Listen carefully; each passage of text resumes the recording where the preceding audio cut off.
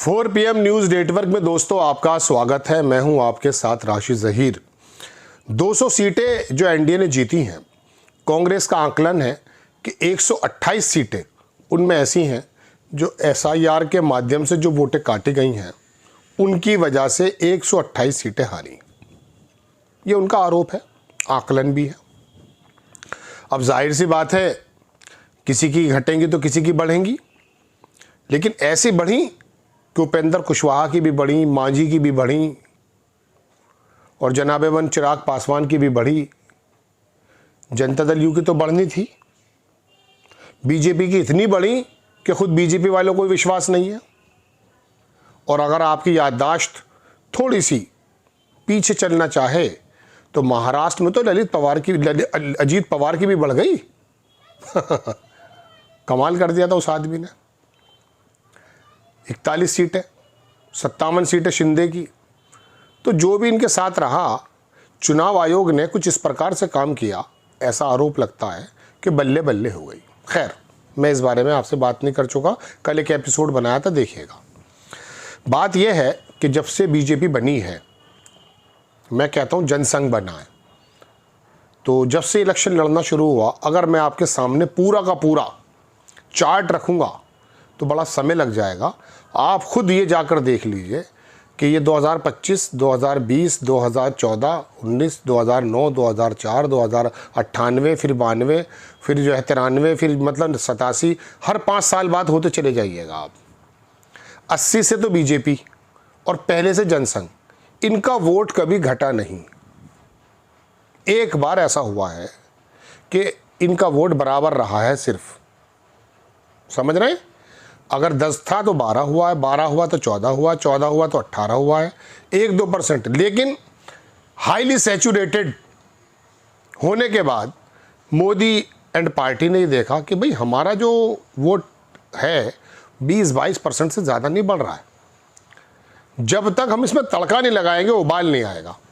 अटल बिहारी वाजपेयी ने काम किया हो, अडवाणी जी ने रथ निकाला हो, देश को डुबो दिया हो हिंदुत्व में, हमारा इतना ही स्टेक है बस सिर्फ। और ये अपर क्लास जो हैं, ठाकुर पंडित बनिए सब, ये हमारे वोटर्स हैं। बाकी हमें कहीं और सेंध लगानी पड़ेगी, और सेंध लगाने से पहले अपने आप को हीरो बनाना पड़ेगा। तो ये हीरो बने। किस तरह से हीरो बने? गुजरात से हीरो बने मोदी जी। अमेरिका ने वीज़ा ना दिया हो बात अलग है, लेकिन यहाँ सबके दिलों की एम्बेसी खुल गई थी। जो भी ये चाह रहा था कि मुसलमानों के पेच टाइट हों, फिर ये मंदिर का मसला, फिर सारे चीज़ें चलती रही सिस्टमेटिक तरीके से। कभी योगी आदित्यनाथ तो कभी गिरिजा प्रसाद, पता नहीं कौन कौन आकर के जहरीली बातें बोलने लगे। ये एक इनका विंग है। एक तरफ मोदी जी हैं, वो भी कभी कभी मन से निकाल देते हैं कपड़ा सफ़ेद और पीला और नीला, या अमित शाह भी कभी कभी कह देते हैं करंट लगा दो यहाँ वहाँ। लेकिन एक इनका विंग है अलग, गोली मारो फला को, ये कर दो वो कर दो। ये मतलब इनका, वो अपनी बल्लेबाजों में हीटर होते हैं। हीटर जो हीटर होते हैं वो लास्ट में जा कर के धड़ाक से छक्के चौके मारते हैं। नियम वगैरह कुछ रखे रह जाते हैं, वो मार देते हैं वो। तो ऐसा इनके पास जमात है। बाकी अपने सफ़ेद चेहरे हैं। सऊदी में जाके ये, अरे साहब हम तो, अरे साहब 140 करोड़ जनता मेरे साथ है, मैं साथ हूँ या नहीं वो बात अलग है। तो इन लोगों ने ये देखा भाई ऐसे तो काम बनेगा नहीं, हम एक ज़माने से मेहनत कर रहे हैं, हमारा इतना ही वोट रह जाता है। तो इन लोगों ने फिर कुछ और काम किया। काम वो क्या हुआ? उसके अंदर पूंजीपति आया, उसके अंदर मीडिया आया, उसके अंदर तमाम की तमाम राजनीतिक पार्टियां, चुनाव आयोग आया। इन लोगों का एक गठजोड़ बना। चुनाव आयोग ने ऐसे शानदार काम किया आरोप के मुताबिक कि अब से पहले बीजेपी और आरएसएस कितने भी बड़े काम कर गई हो, नहीं कर पाए। कल्याण सिंह जो मर चुके हैं, वो उन्होंने बाकायदा कोर्ट के अंदर हलफनामा दिया था कि मैं हिफाजत करूंगा। और फिर उसके बाद उनके पोस्टर हमने देखे उत्तर प्रदेश में, जब बाबरी मस्जिद को शहीद कर दिया गया, कि साहब जो कहा था सो किया, सरकार छोड़ दी हमने। उसके बाद यहीं के लोगों ने उन्हें सरकार में नहीं आने दिया, हार गई बीजेपी। तो ऐसा है हमारा जनमानस। कोई भी आदमी इस बात के पक्ष में नहीं था। देश में बड़ा वर्ग 80-85-90% तक कि बाबरी मस्जिद को शहीद कर दिया जाए और ज़बरदस्ती ये हो जाए, ना। कोर्ट के एतबार से फैसला हो, सब ने कबूल किया, उसमें हिंदू ने और मुसलमान ने। तो ऐसा वर्ग जो धार्मिक पशु है वो बहुत छोटा सा है। बदकिस्मती है कि पढ़े लिखे वर्ग को भी इन्होंने ऐसे ही बना दिया।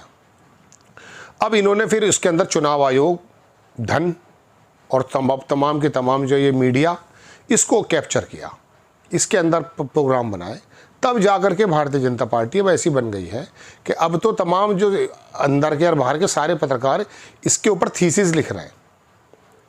कैसे जीतती है ये 24 घंटे काम करती है, 365 दिन काम करती है, एक मिनट काम करती हैं, खून बहा देते हैं लोगों के लिए, सीमा पे लड़ जाते हैं, अर्थव्यवस्था को ज़बरदस्त कर देते हैं, 10,000 रुपये का ऐसा चौका मारा है, सब उसके अंदर ढूंढ रहे हैं वो। ये बात ऐसी हो गई दोस्तों कि शुरुआत में तो गंदगी के बारे में आप ये कह रहे हैं कि गंदगी है, बदबू आ रही है, बाद में आप उसके अंदर उसका वो करने लगे, अरे देखो साहब, देखिए देखा इसके अंदर तो खाद बनता है, इसके अंदर तो ये बनता है, इसे तो ये कर लो वो कर लो, ये सारी चीज़ें वो ढूंढ रहे हैं। लेकिन इन लोगों ने भी इस चीज़ का इस्तेमाल करते हुए चुनाव आयोग का और अडानी और अंबानी और पैसा और दौलत और ये और वो, और मीडिया तो आपको पता ही है। 2014 में जब मोदी जी की सरकार बनी तो मेरे ख्याल से मार्च में या मई में बनी थी, आप देख लीजिएगा 2 महीने बाद सारे चैनल खरीद लिए थे मोदी जी ने। मुकेश अंबानी से कहा जरा पकड़ना, ये बड़ी ज़बान चला रहे हैं बैठे हुए। मुकेश अंबानी ने चैनल 18 खरीदा, जी टीवी वाले को राज्यसभा भेजा और सब चैनल खरीद दिए लगभग। एक वो था हैदराबाद का इनाडू, जिसे ईटीवी कहते थे, वो बड़ी चपड़ चपड़ कर रहा था अलग अलग प्रदेशों में अपनी अपनी ज़बान में, उसको भी कहा इससे भी लो। चैनल 18 ने उसे भी ख़रीद लिया। बस उसने कहा जी मेरा जो लोगो है ये कुछ दिन तक ईटीवी लगाते रहना, बाद में चैनल 18 कर देना। फ़र्क ख़त्म, खैर एक से सब सबके सब ठिकाने आ गए।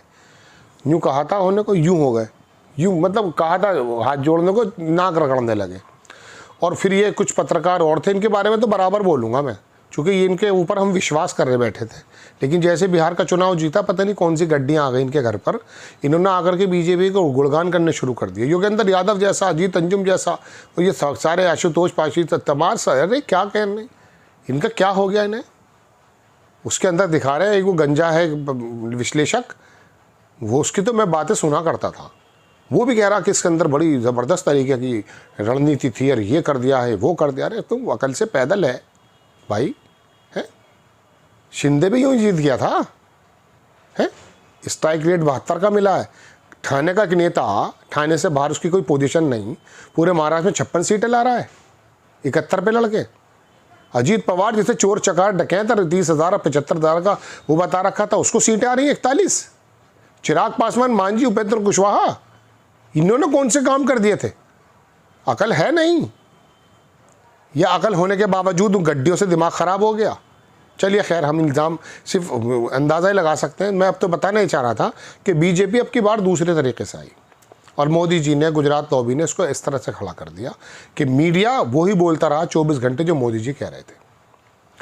हद यह है कि अंजना ओम कश्यप के मुंह से जो इंट्रो निकला, अरे दोस्तों मेरा नाम है, जैसे मैं बोलता हूँ ऐसे ही उसने कहा मैं अंजना ओम मोदी, चूँकि मन में बसे हैं राम। ऐसे ही होता है। आप कुछ तो खाते होंगे, आपके अंदर क्या बात है। चुप रहे, चुप रहे, थकते नहीं, परिवार संभलते नहीं है, देश संभालने बैठे हो। तो बहरहाल बीजेपी के बारे में बताना चाह रहा था कि इन लोगों का दरअसल तरीका ही दूसरा दोस्तों अब की बार। तो हमें तो लगा कि आपको बताना चाहिए। अब आप देख लीजिएगा कि इनका वोट परसेंटेज हमेशा बढ़ता रहा, एक जगह आके रुक गया था, 20-22% पर रुक गए थे। अब इन्होंने 40-45 कर दिया। ईबीसी को साधा, ओबीसी को साधा, दलितों को गैर दलित कर दिया, यादव को गैर यादव कर दिया। यादव थोड़े बोल रहे थे, मुसलमान यादव एक क्लास में डाल दिए। तो इन्होंने कहा ये भी यादव को भी हटाओ, 6-7% तो है ही, हटाओ इन्हें साइड में। बिहार में थोड़े 12-14% है, अब निकल कर आ गए थे। तो इनको एक्साइट कर दिया, वो सबको बाकी इकट्ठा कर लिया, कभी हिंदुत्व से, कभी पैसे से, कभी चुनाव आयोग से। हाँ, कमाल करके रख दिया। जय हिंद।